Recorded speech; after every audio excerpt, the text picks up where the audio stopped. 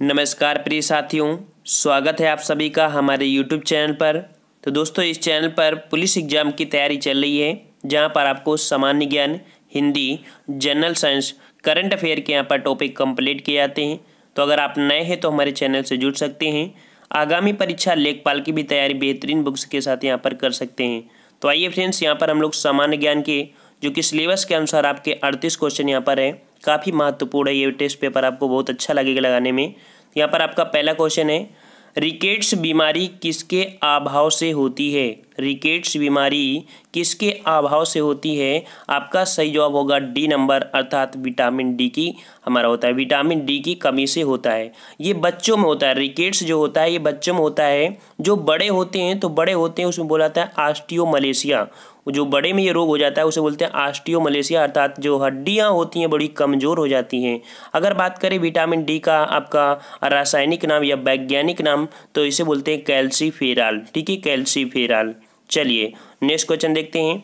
Computer का वह भाग जो प्रोग्राम डिजाइन करता है, लिखता है और मेंटेन करता है, क्या कहलाता है? तो वो क्या कहलाता है? आपका डी नंबर, अर्थात प्रोग्रामर कहलाता है। अर्थात प्रोग्रामर वह होता है जो कंप्यूटर का प्रोग्रामिंग, डिजाइन, लिखता, पढ़ता, मेंटेन जो भी है सब प्रोग्राम ही करते हैं। ठीक है, नेक्स्ट क्वेश्चन यहाँ पर पूछा गया है, प्रधानमंत्री नरेंद्र मोदी ने पानीपत से किस अभियान को प्रारंभ किया था?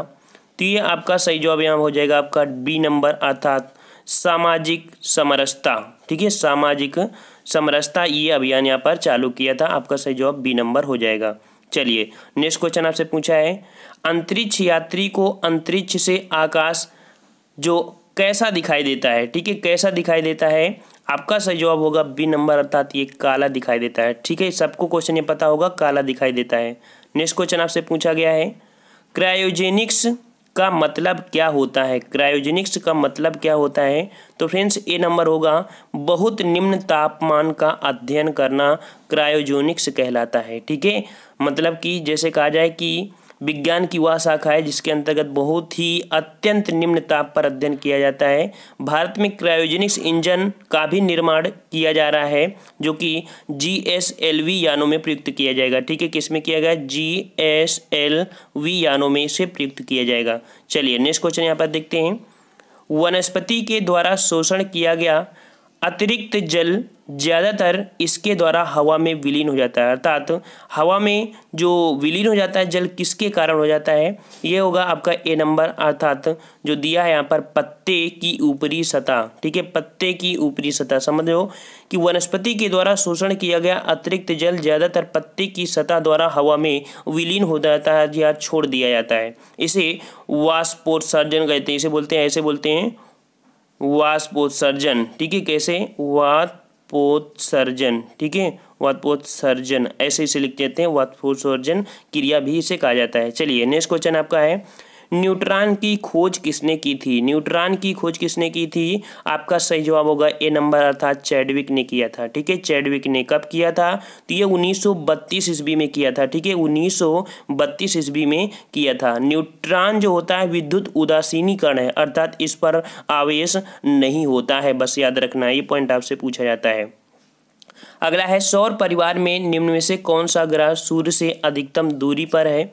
तो अधिकतम दूरी पर हमारा कौन हो जाएगा? वरुण। ठीक है, वरुण है, ये सबसे दूरी स्थित है और यह सूर्य से लगभग देखा जाए तो 4472 मिलियन किलोमीटर दूर है। यह सूर्य की एक परिक्रमा 165 वर्ष में पूरी करता है। ठीक है, याद रखना, 164 पॉइंट होता है, 165 कर दिया जाता है। नेक्स्ट क्वेश्चन आपसे पूछा गया है, गतिमान एक्सप्रेस एक सेमी हाई स्पीड ट्रेन है जो नई दिल्ली और आगरा के बीच अधिकतम कितने किलोमीटर प्रति घंटे की गति से चलती है? तो आपका होगा सही जवाब डी नंबर, अर्थात 160 किलोमीटर प्रति घंटे से चलने वाली भारत में सबसे तेज गति से चलने वाली रेलगाड़ी है जो दिल्ली और आगरा के बीच चलती है। और यहाँ पर देख लिया है लगभग इतनी है। किलोमीटर की बात करें तो लगभग हमारी कितनी है?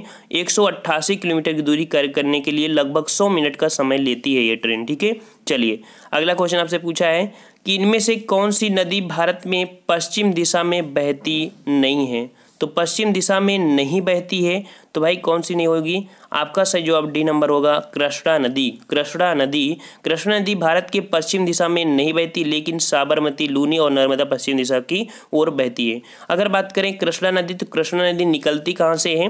तो कृष्णा नदी आपकी निकलती है पश्चिमी घाट के पर्वत महाबली श्रेणी से निकलती है, और इसकी लंबाई आपकी 1290 किलोमीटर है। यह दक्षिण पूर्व में बहती हुई बंगाल की खाड़ी में जाकर गिर जाती है। चलिए नेक्स्ट क्वेश्चन आपका है, उत्तर प्रदेश की भौगोलिक सीमा सर्वाधिक राज्यों को स्पर्श करती है, निम्नलिखित में से कौन सा राज्य इनमें से शामिल नहीं है? तो वो आपका देखिए उड़ीसा आपका शामिल नहीं है। ठीक है, उड़ीसा आपका इसमें से नहीं शामिल है।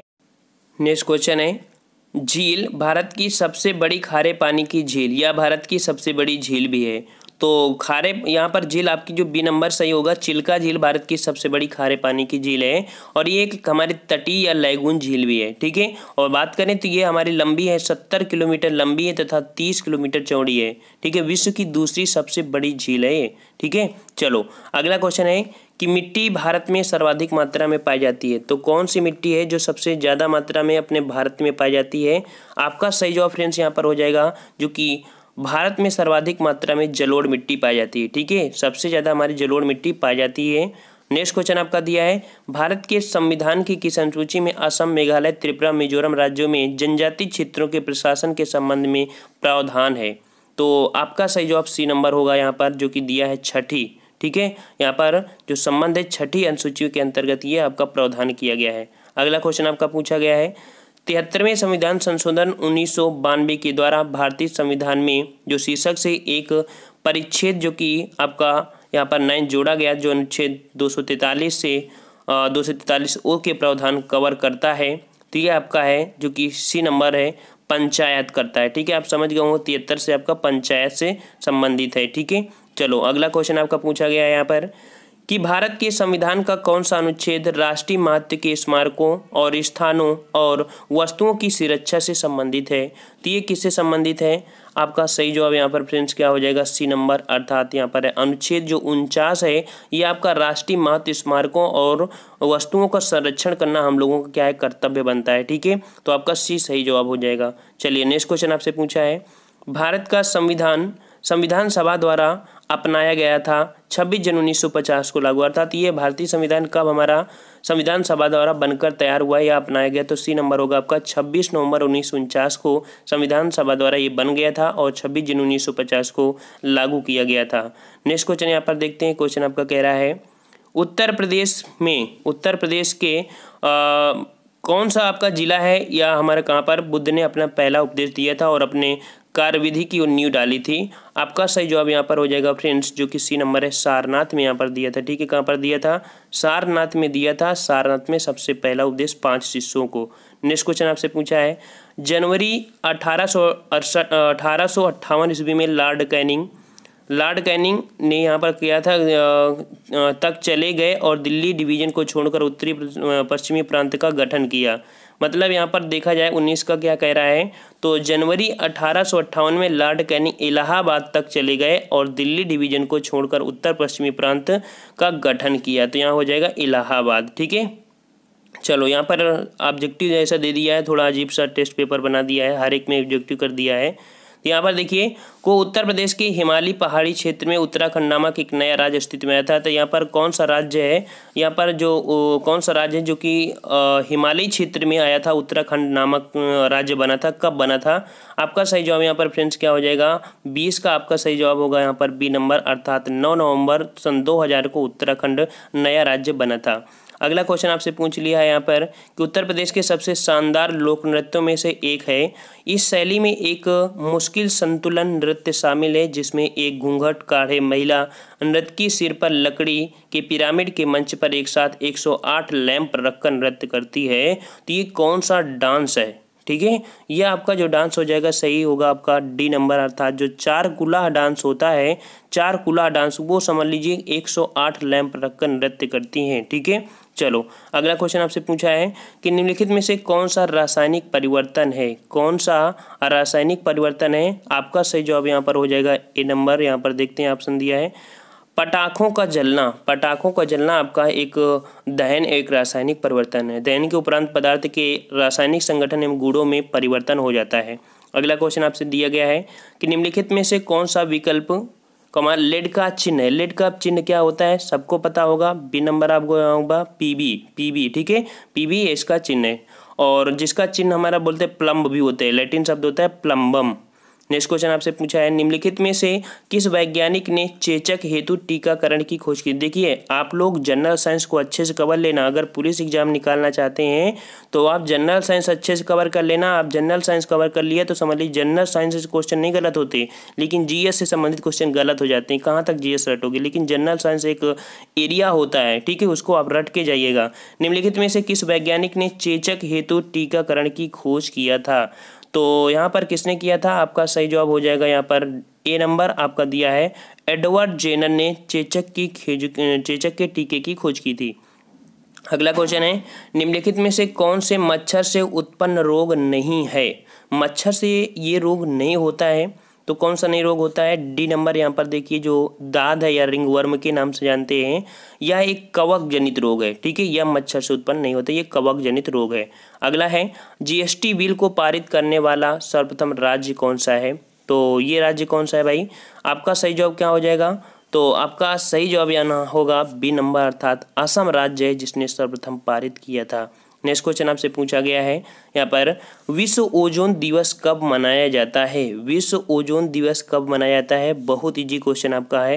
तो ए नंबर होगा आपका यहाँ पर 16 सितंबर को विश्व ओजोन दिवस मनाया जाता है। आपको कमेंट करके बताना है कि दूसरा ओजोन छिद्र जो अभी देखा गया है कहाँ पर देखा गया है। नेक्स्ट क्वेश्चन देखते हैं, आयरलैंड की राजधानी और मुद्रा का नाम बताइए। आयरलैंड की राजधानी और मुद्रा का नाम बताना है भाई।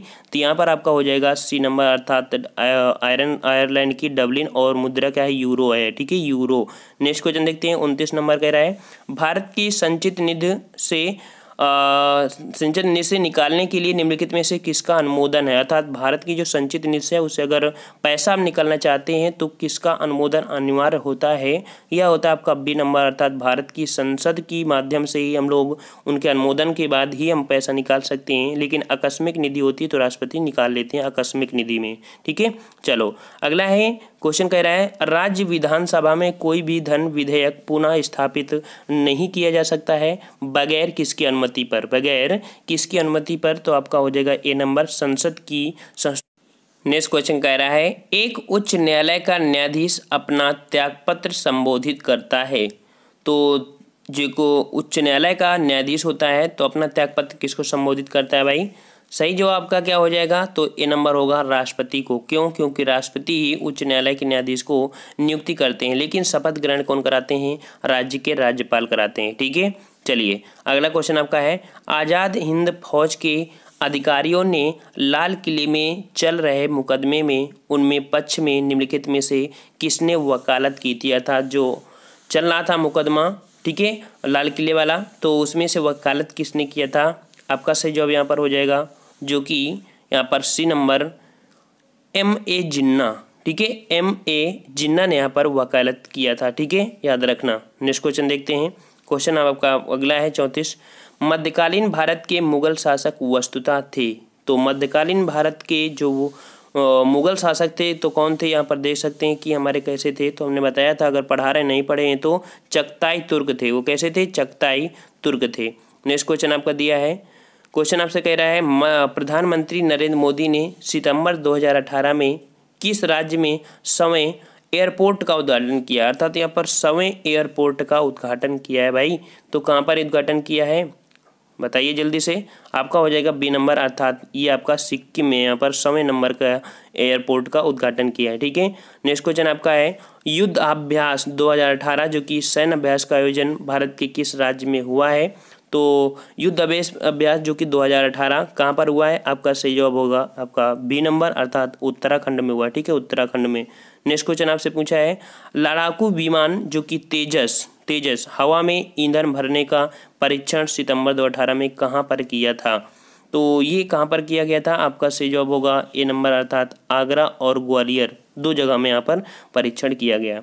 और नेक्स्ट क्वेश्चन आपसे जो कि लास्ट क्वेश्चन है यूरोपीय संघ और नाटो की सदस्यता हेतु किस देश में सितंबर 2018 में जनमत संग्रह हुआ है? तो जनमत संग्रह कहाँ हुआ है? ए नंबर होगा आपका यहाँ पर जो है मेसेडोनिया। कहाँ पर हुआ है? मेसेडोनिया में ये आपका जनमत संग्रह हुआ है। तो ये आपके 38 क्वेश्चन रहे। आपको फ्रेंड्स कमेंट करके बताना है दक्षिण भारत की सबसे ऊंची चोटी कौन सी है? दक्षिण भारत की सबसे ऊंची चोटी कौन है? आपको कमेंट करके बताना है। तो फ्रेंड्स वीडियो को लाइक भी करिए, सपोर्ट भी करिए, और नए हैं तो हमारे चैनल से जुड़ सकते हैं। आपको यहाँ पर बेहतरीन तैयारी कराई जाती है। तो हम लोग मिलते हैं नेक्स्ट वीडियो में, तब तक के लिए धन्यवाद। जय हिंद, जय भारत।